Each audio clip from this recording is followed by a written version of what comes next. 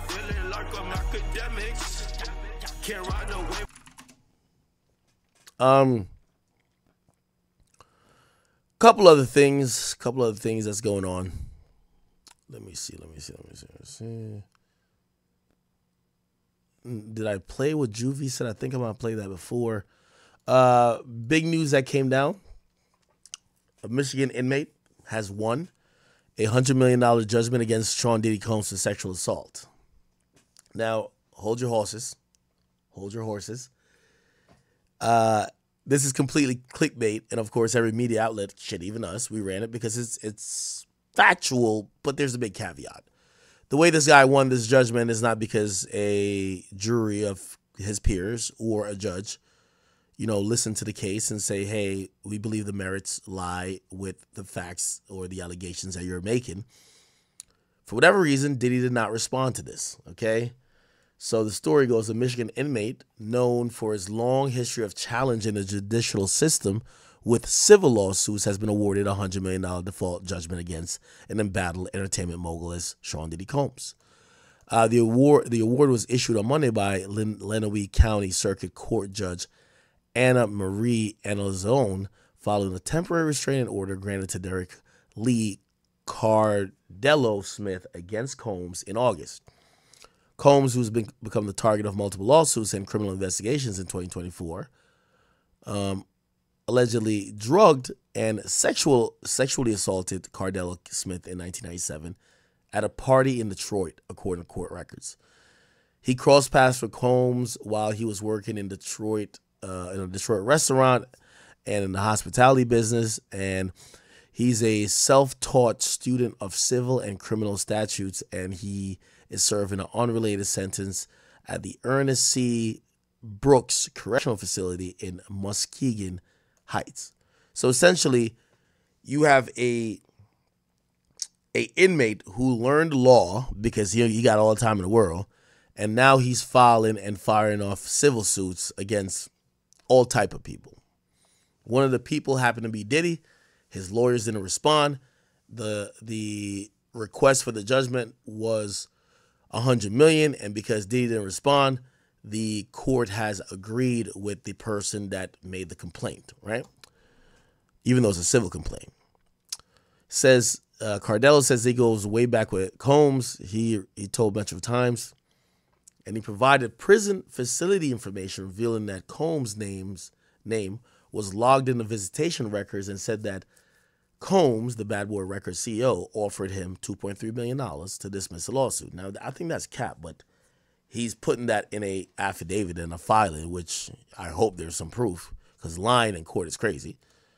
So they're saying that he says Diddy pulled up on him in jail, offered him $2.3 million to dismiss the lawsuit, but he turned it down. This August 7th order was to prevent Diddy from selling assets that could be potentially used to compensate Cardello Smith for possible damages. He's one of the mountain number of recent plaintiffs against Combs, alleging violence or sexual assault. In August hearing, Cardello Smith told the court that he and Combs directly discussed the lawsuit. He says Diddy told him, you know how we get down. And basically, it was a response to his threat to proceed with action instead of accepting an out-of-court settlement. This is all cap. This is some type of this is a bored inmate, and this just shows you how the legal system could be abused and misused, especially on a civil level. Well, you have a guy who learns how to file lawsuits because he's probably in a law library in prison. So he learns the tricks of the trade that he could pretty much represent himself through at least the complaint stage. And he files a lawsuit against Diddy. And yes, some people pick it up because they're picking up all type of cases about him. So some media people pick it up. And then now, somehow, they satisfied the whole we served him shit. And because he didn't respond, they got a judgment, which is a default judgment. Now, let me tell you how this works. Not because he gets a default judgment means he gets money directly. However, let's say Diddy had to pay $100 million. It's up to Diddy. There's no time you have to pay it necessarily. And I mean, there kind of is, but if you go over it or you didn't pay yet, as long as you intend to pay, what could they really do to you? Especially if you then come back and say you're insolvent or you're indigent, so you don't have the money to pay it. So again, Diddy has a lot of leeway in terms of not only challenging the lawsuit, because now he'd be saying, hey, I didn't know about the lawsuit. We're ready to challenge it now. So they would vacate that judgment for $100 million. I think that's what's probably going to happen. And then they got to see if this guy has a case. Now, this guy's saying that he got touched. And I'm looking at him and I'm like, bro, I hate to judge a book by its cover, but you a grown-ass man. You saying that Diddy fondled you, bro? That's what you're trying to tell me? Diddy fondled your balls or some shit? Get out of here. So this $100 million settlement will probably be reversed when Diddy lawyers gets on him. But that's the thing that happens with default judgment if you don't pay attention. And by the way, that did happen to The Game with a situation similar for $7 million. Anyway, Law and Crimes. I don't know if you guys have seen this. It talks about Diddy. It gives a little bit more detail about Diddy and what's been going on with him. Listen, wait, hold on. What I just want to say is... here's actual footage from the court hearing with the guy who's suing Diddy. Let me make this a little bit smaller. Sorry, John. One meeting, and then a financial advisor on the other meeting on Mr. Combs' behalf. And he stated that he would make me an offer to end the case and what happened to me because of other things that he stated he has going on in his life that require his money right now, and he wants to sell everything off. And he made me a financial offer of $2.3 million to allow what happened to me to go away. And he stated that he's going to be selling his property. And under the 2005 California Civil Code 2881 this is an inmate, but he clearly knows the statutes, the statutes that he needs to quote to basically speak in legalese that could probably impress a judge, and for the judge to say, you know what, hey, we're cool with you not having a representative, and also you could speak for yourself in court. 2885, the creation of liens, which allows out-of-state justices and orders to cause a stop of any title transfer, property transfers in Los Angeles or any other place that he has property. He stated that he wouldn't be able to proceed with that sale. And he did it the day after I served him the suit.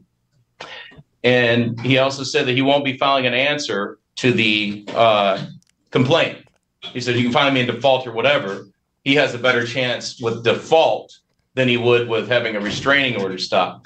And I said, so you want to hide you want to hide your money and stop from being quite possibly paid to me if I'm given the benefit of a judgment in my favor for what you've done to me. And he pretty much said, yeah. He says, you know how we get down.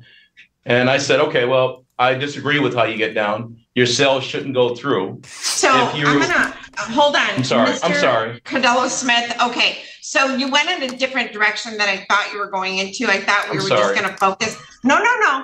We are. You kind of went off on a different direction than what your actual motion was. Yeah. So what I just want to say is settlement negotiations. Yeah. I'm sorry. In this case, they're probably better not. Yeah, they're not to be placed on the record today. Okay. I apologize. No, it's okay. You're not an attorney. I understand that. So if we can just backtrack and focus just on your motion. Ma'am. I get what you want. Okay, thank you. The motion stems from Combs listing his Los Angeles mansion, the same home raided by the feds in March. According to Cardelo Smith, he wanted to prevent the sale of the mansion because it would deprive him of any monetary judgment if the civil matter went to a jury trial. If he's allowed to sell his property that he has in LA and the properties that are in his name being used and held by other people in Michigan, then it will cause me harm because I can be tied directly to those properties through loans and through other areas of investment that I did when I was out there and while in prison through money that I've sent. And if he's allowed to go through with any of the sales, I won't be able to recoup any of my monies or anything from him. as a result of any possible judgment in this action, if he's allowed to proceed with it. And an injunction or a restraining order would help ensure that he's not manipulating and selling the property to avoid this. Yeah, so he's trying to get like an injunctive, well, still restraining order, but basically prevent Diddy from selling off the crib, because that's $61 million potentially. That would be cash that could pay off this guy as a civil, damage, if he wins the case. Obviously Diddy didn't respond to it, and again, you're gonna hear how the judge kind of comes to the decision of saying, I'm just gonna grant you the $100 million, bro. His responsibility in these matters here. That's what a temporary restraining order would do. It would prevent that from happening. Because it's a very serious matter. It involves a lot of money, and him selling this would help him avoid his liability for these actions done upon me. And I was just hoping that I'd be able to get the restraining order to prevent that. There won't be any harm to him, any of the parties. There won't be any harm to him in any way. And if it's deemed that it's not justified, then he can go ahead and go through with the sale at the end of the case.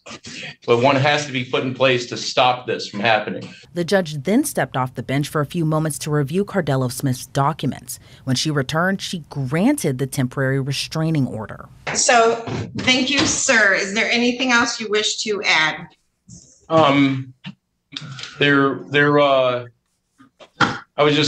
First off, just thank you for giving me the hearing, and thank you for setting a pretrial on this matter. Thank you, Your Honor. There were some other filings that you should have gotten. I didn't know if that's one of the filings you could have been referring to. So I received your complaint and all the attachments to it. And then I received this motion. And I just wanted to take a moment to review back through the U.S. District Civil Docket and your complaint. So I did do that. That's all. And yes. Okay. Anything else? Everything that you're looking at, they're all tied in together. Every part, as crazy as this seems, as outrageous as it seems, it all ties in. Every bit of it, every facet. Okay. All right. Well, I have a proof of service showing that Mr. Combs was served on July 6th of 2000 and, let me see, is that 24? Yes, yeah. Looks like it. 2024, return receipt requested was provided. So there is proper service. Mr. Combs has neither appeared nor responded to this request. So I'm going to grant your motion for a preliminary injunction temporary restraining order and order that the defendant and their agents are hereby enjoined temporarily for a period of 90 days from the sale, transfer, or exchange, trade, or transaction of title or deed to the property listed as the address and placed on the market by defendants for the amount of $70 million. And this property and estate belonging to or connected to defendant Sean Combs shall cease and desist any and all trades, transactions, or otherwise stop the process. What type of clown show is this? So technically, obviously, I'm pretty sure if they interrupted Diddy selling the house, lawyers would go to the courts within California. I don't think this guy's in California. I think this guy's in where's the guy's at? He's in somewhere else. But regardless, they would go to another court in California, and Diddy would just get that court to overrule this restraining order that the sale could go through. So I think Diddy could still sell this shit, but now Diddy got to spend more money and jump through more legal loopholes because this random guy, who I don't even know if Diddy knows him, got a fucking restraining order or like an injunctive order saying, injunction order saying that Diddy cannot sell his crib. Any further actions on this property being continued, and this shall have an immediate effect. I'm going to date this August 7th of 2024. And I am going to sign this. And we are set for a pretrial date on Monday, September 9th of 2024 at 2:30 p.m. Is there Your Honor? anything else? Yes, sir. Yes, thank you so much, Your Honor. First off, thank you very much, ma'am. The second thing is, under the summons rules and the court rules of service, Mr. Combs, the defendant, had 28 days after he was served by mail, 21 if it's regular process service. His 28th day was the August 3rd, and there was no answer. Yo, this is why you can't. This nigga has been in the law library learning all the fucking legal mumbo jumbo, and you could tell even the judge seems a little bit smitten. She's impressed by, oh, okay, oh, you served him at this time. He had this amount of time to respond, because the judge actually set a pre-trial date for pretty much today, right? So it would have been today or yesterday, actually. And this guy is saying, we don't need that because they're currently actually in default according to the law. Answer on the default, and I understand that I have to motion verbally or in writing, whichever one you prefer, however you prefer, to have default judgment entered. And today is literally the 32nd day, I believe. And I'd like to either preserve the issue of default judgment or judgment in my favor based on failure to answer. Okay. Whichever Your Honor would like. All right. Thank you. Typically, we require that. Ms. McGrain. How would you spell her name, Your Honor? Oh, no, I'm hold on. I'm talking to my judicial attorney. Typically, we require the motion for the affidavit and motion for default be filed. So Ms. Adams, is Ms. McGrain in her office? She is not. I'm going to go find her right now, Judge. Okay. I know. I read that rule. I read the rule, Your Honor. MCR 2.60. Yeah, this is some like hillbilly county in motherfucking Michigan, bro. 3 governs that, and it said the party can do it in front of the trial court judge or by mail, whatever you want. So, sir, the court rule that you're referring to, it's not a trial date, so I think I'm right. So you're going to have to file the affidavit and request for default, okay? Okay. Yes, Your Honor. And obviously, you'll be able to file that before a pretrial date anyway, okay? Yes, ma'am. Yes, Your Honor. Okay, so the order was granted? The order, your ex parte motion was granted, or your motion for a temporary restraining order was granted. I've signed it. Look at his face. So we'll get that. This thing is bored as fucking jail, man. He's like, yo, he's like, if everybody claiming Diddy fucked him, Diddy fucked me too, pause. That's what he's saying. That processed and back to you, and then you'll have to obviously serve that on the parties. First, I want to bring on now a great guest to discuss this. Okay. Put forward against Mr. Combs. All right. Anyway, Diddy's lawyers did respond to this. Diddy lawyer. He basically said that Diddy does not know this guy. And it says Diddy's never heard of him. And actually, in a statement, Diddy's attorney, Mark Agnifilo, strongly denies the claims, saying this man is a convicted felon and a sexual predator who's been sentenced on 14 counts of sexual assault and kidnapping over the last 26 years. His resume now includes committing fraud on the court from prison, as Mr. Combs has never heard of him, let alone been served with any lawsuit. Mr. Combs looks forward to having this judgment dismissed swiftly. So yeah, I'm pretty sure what they're going to do is they're going to probably have like a little hearing. He probably got some little boof-ass process server to sign some affidavit that they either gave Diddy some paperwork with the lawsuit, or maybe it was seen that like the court allowed him to just drop the paper on Diddy's property or whatever, and that's the serving. Regardless, the court process isn't to be abused by people trying to get quick paydays. So from what I'm hearing, Diddy's paying like $2 or $3 million a month to these lawyers. Yeah, y'all job is to get up in court on all these cases, especially this now, and get this judgment vacated, and also pretty much get the default judgment pretty much vacated that they could actually go to court. Actually, not even going to go to court. Motion for dismissal. You know what I mean? Yo, Diddy don't know you. Show us that Diddy knows you, or else you're wasting the court's time. Show us something in a complaint that could be some type of proof that you met him, you were around him, you hung out with him. If you don't got that, they're going to dismiss that shit. Okay? So I actually think this is a lot of nothing, but I'm actually surprised that this headline, which people only read the headline, was even allowed to be gotten because Diddy's lawyers are getting paid a lot of money. How do you let any lawsuit sneak by you? What the fuck? Anyway. And the get dismissed altogether. In terms of whether or not he'll actually see that money, there's going to be a question there. Like I said, that there are mechanisms that can be set in place so that he can receive that financial compensation. He ain't seen that money, man. Fuck that. Okay, the next thing is that apparently Diddy 50 Cent's baby moms. 50 Cent's, what's 50 Cent's baby mom's name again?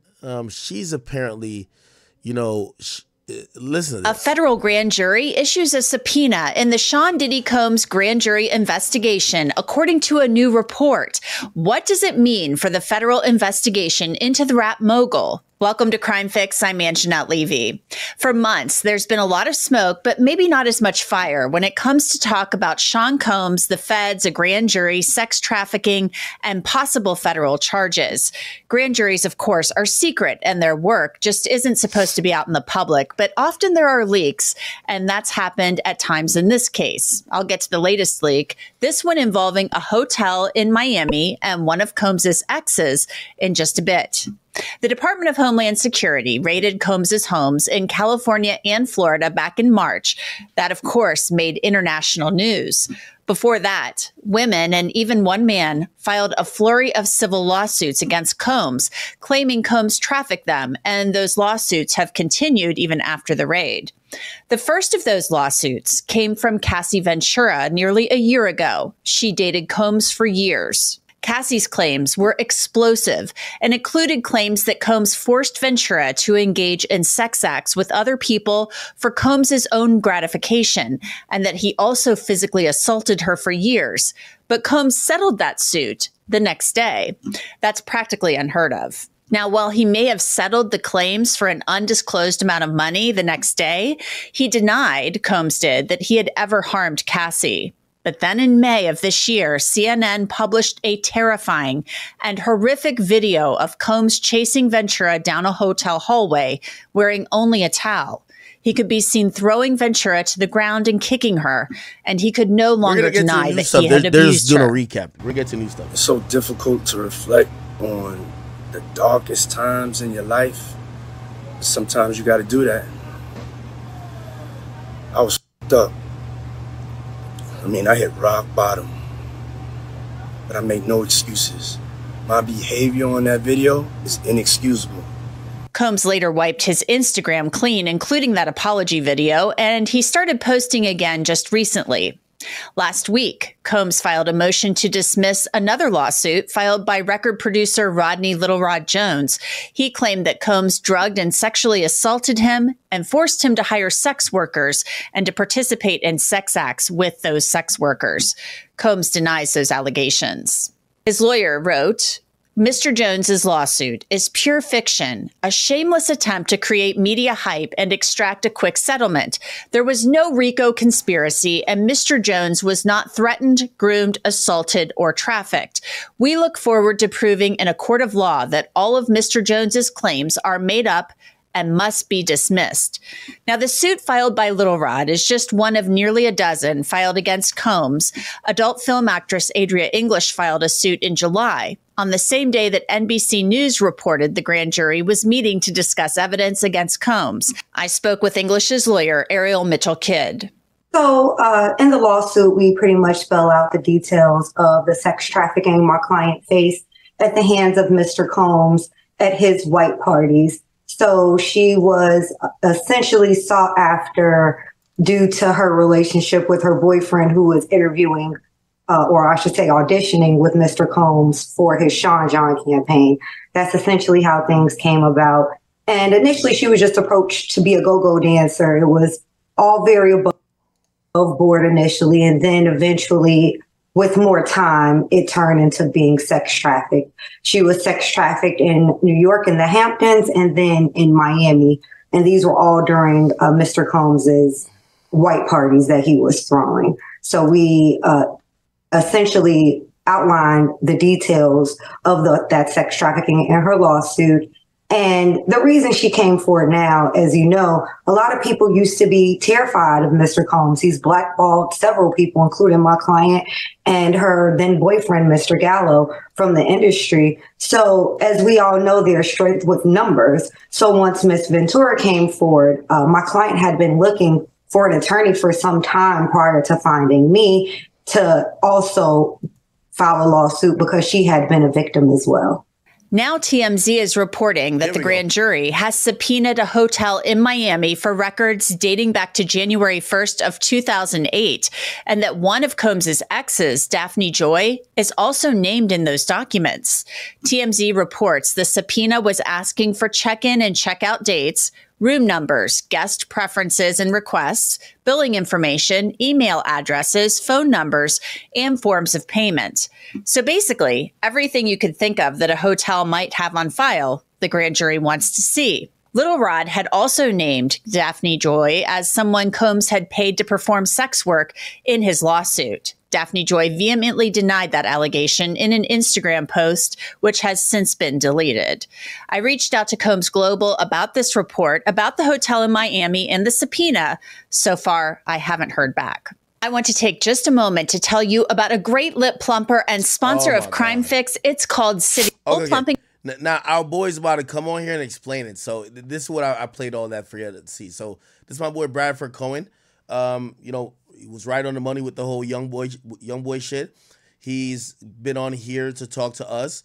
One of the finest not entertainment, but criminal lawyers. But he's criminal lawyers for the stars. He's almost like, if you get in trouble, you want this guy. You pray you never get in trouble, but you get caught with a kilo of coke, dead body in the trunk.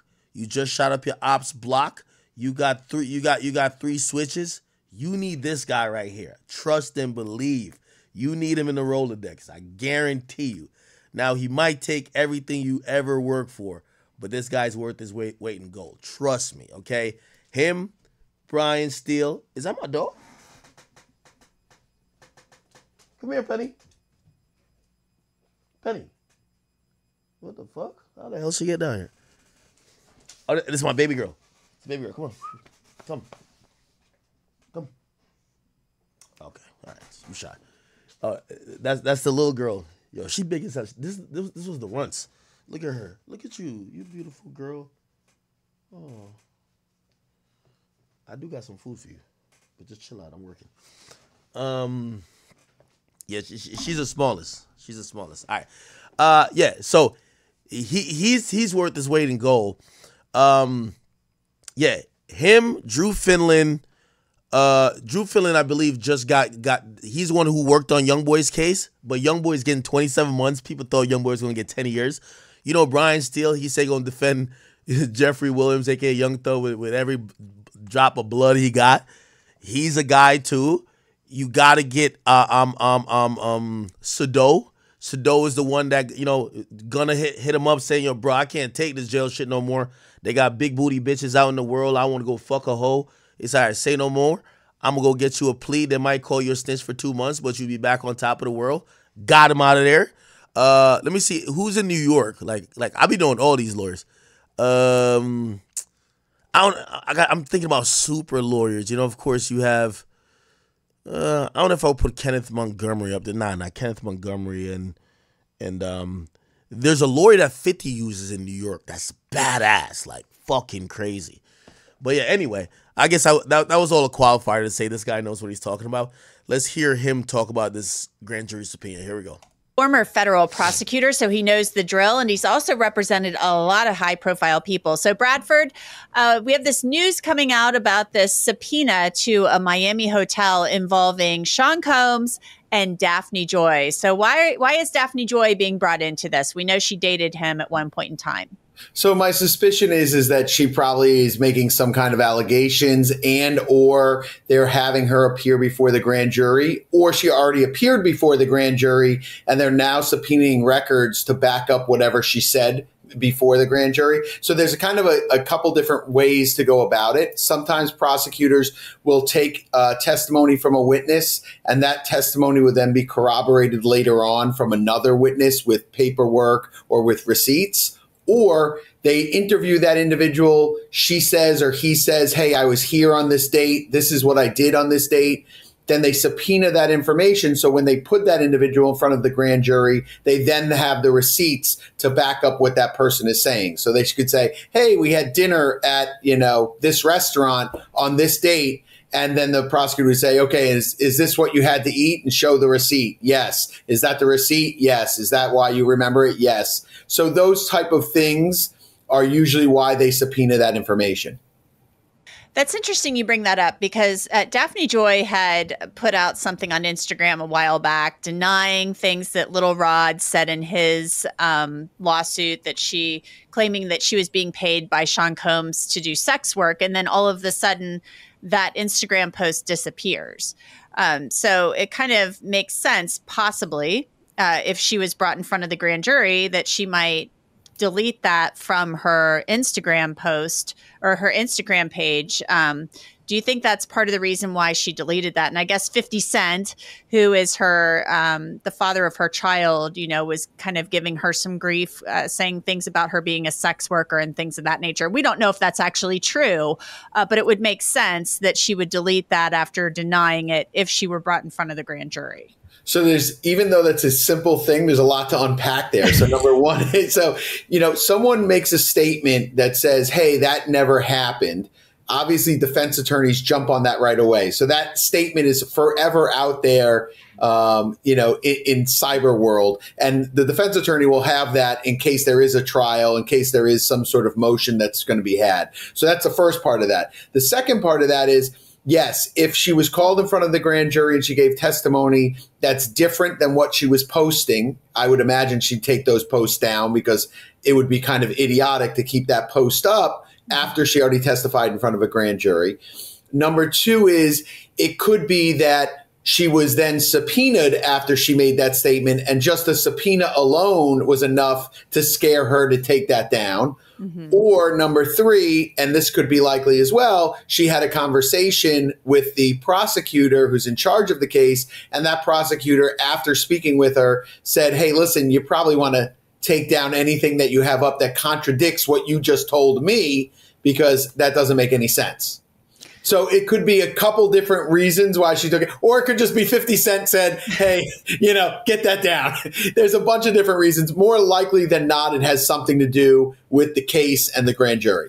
Well, there's no love lost, we know, between 50 Cent and Sean Combs. I feel like we've been talking about this, about is he going to be indicted for months, because we have.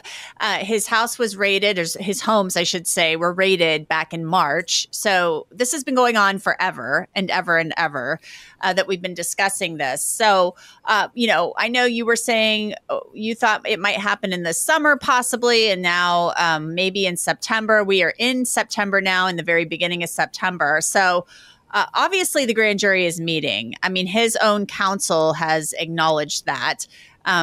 So when are we going to possibly see some movement? We know these things can be painstaking and take a long time, especially if they are building a rather large case. Yeah. So when I first heard about it, when I first heard about the raids, when I first heard about kind of what was going on, my feeling was this should be about 3 to 4 months of a grand jury meeting, and then they'll probably come up with an indictment.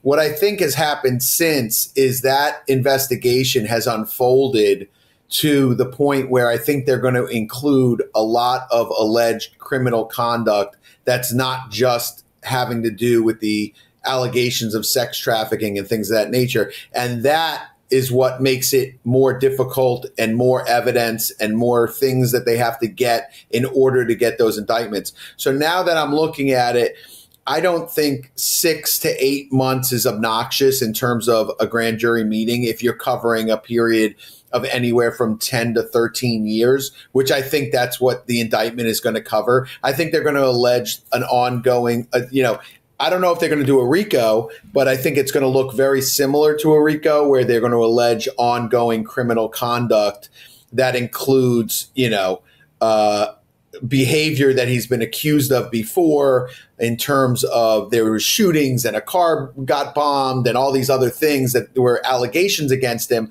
I think they are now going to include all of that. And I think that it's going to be a very large indictment. I think you're looking at a 50 to 60 page indictment at a bare minimum. And I think you're looking at multiple counts over a long period of time, or you're looking at 4 or 5 counts, but they're going to include stuff over a long period of time. And I think that's what's taking the grand jury so long. I don't see him just walking away from this grand jury with no charges whatsoever.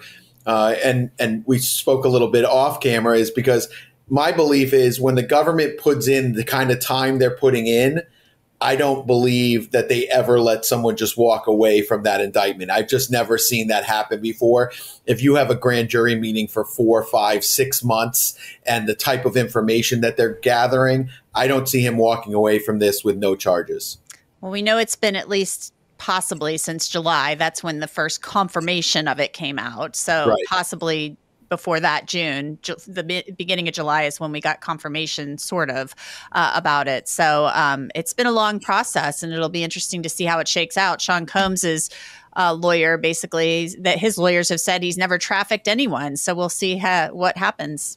Bradford, thank you so much. Perfect. Don't you like when I mute?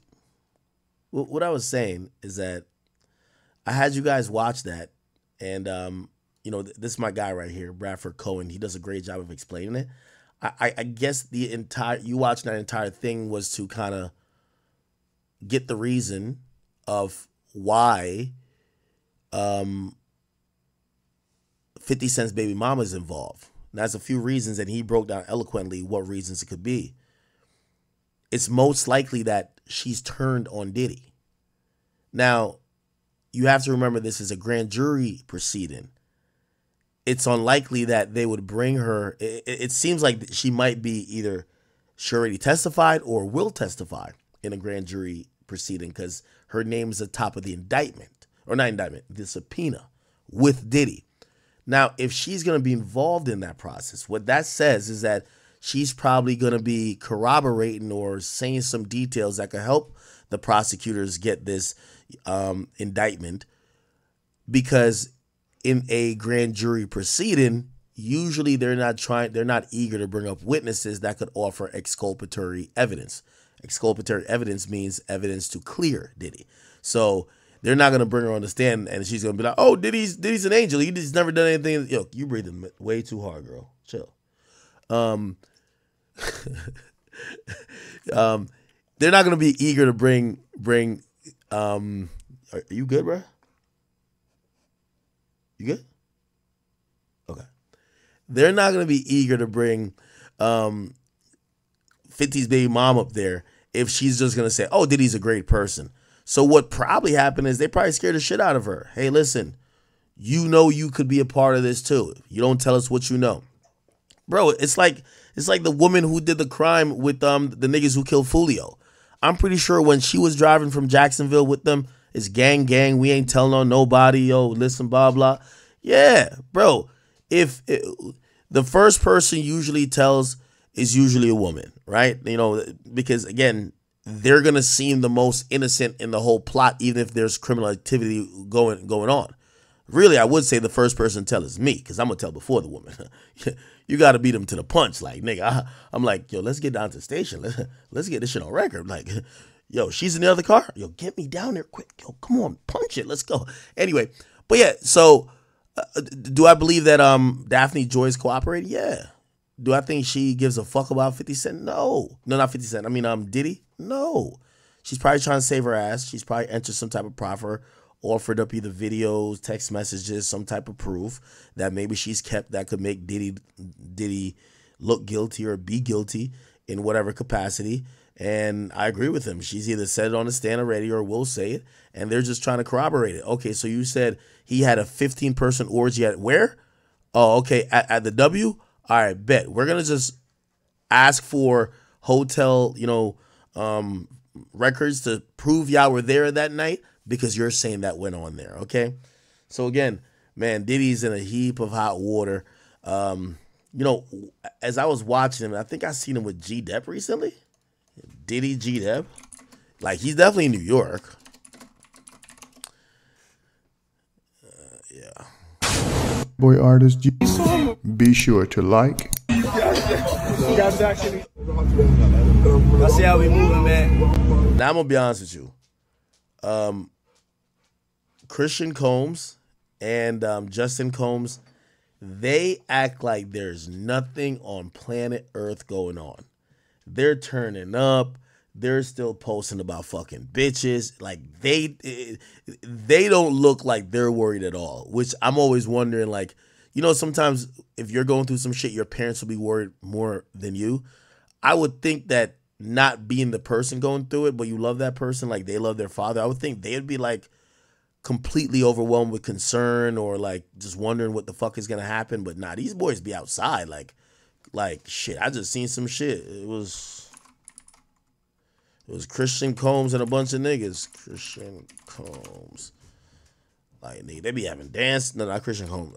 Justin Combs. They were having a dance battle outside. I'm like, oh shit. They don't look concerned at all. Let me see if I see it. Justin Combs Instagram. Oh, that's his Prince DC. I don't know if it's on here, but I seen it recently. I can probably find it on YouTube. Niggas was dancing like a motherfucker. Justin Combs dancing, yeah. Nigga was turning up. I seen it like yesterday. They don't look too stressed. And not that they have to, right? But shit. Justin Combs. Let's look this week. Where the fuck is it? I seen it on Instagram. Them niggas is all in a circle. Anyway, can't find him.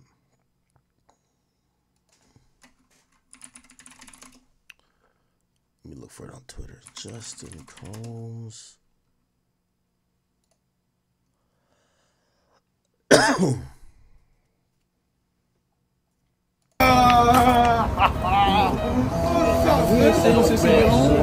Oh, that's crazy.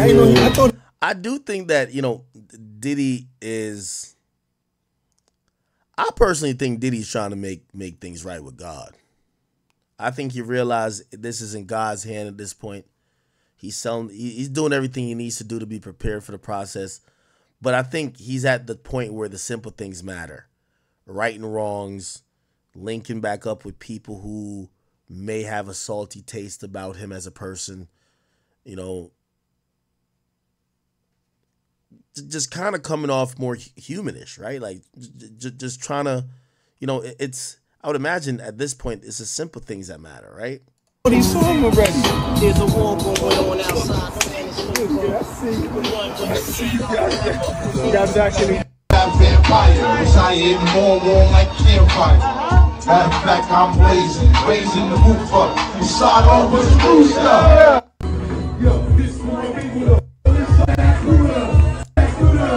Yeah, look like, they're doing good. Can't even lie. They are doing good. So, yeah. Honestly, it looks like everything's going good. I got Uncle G-Dep with me. Fresh home. Back to back lamb chops. It's called a rack of lambs, right? Be sure to like, comment, and subscribe. See how we moving? You know what I've been genuinely interested in finding out? Like, obviously, I know these guys have a career. Like, for example, King Combs and even like Justin a bit, right? And clearly Quincy is a guy who, he does like some acting and shit. But these niggas, like, they're living as if they're Nepo babies, right? Like, they're living as if yo, our dad is up a couple $100 million. I'm wondering if they're still going to be like throwing that wealth around, or at some point they're going to be like, yo, the future is uncertain. If I'm hearing what I'm hearing correct, that Diddy's burning through millions of dollars in in lawyer fees. I hear he has dozens of criminal attorneys and then dozens of civil attorneys and then dozens of investigators, right? That are all trying to figure out all of this mess. He's burning through millions of dollars. The burn rate, like right now, he's taking assets and converting it to liquid because he needs the war chest. We don't know of any substantial businesses that he's still involved in, even though we don't know his investments either. Maybe he's been, passively earning a couple $1 million with his investments. Like, maybe. But his son's been flashing like a motherfucker, like this money is going to be forever. Or maybe it's like, it's not even that. They just not going to walk around like looking all sad. It was Fashion Week, you know what I'm saying? Light drip today, but look, the cars are speaking for us. Yeah, he flexing like a motherfucker still.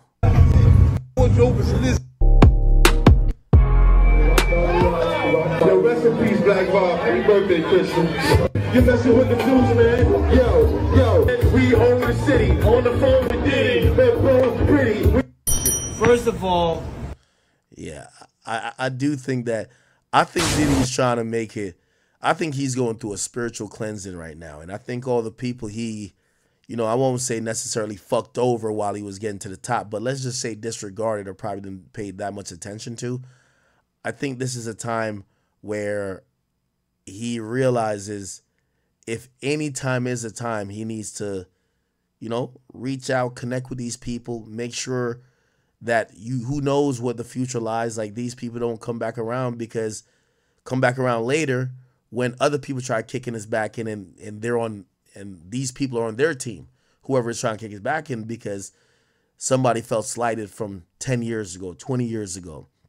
So I think he's trying to right a lot of his, he's trying to atone for some of his sins, make his spirit right with God, and also, trying to make some of these relationships that people may have thought was one-sided or that he left them for dead, make them feel valued, which I don't think that's a bad strategy at all, okay?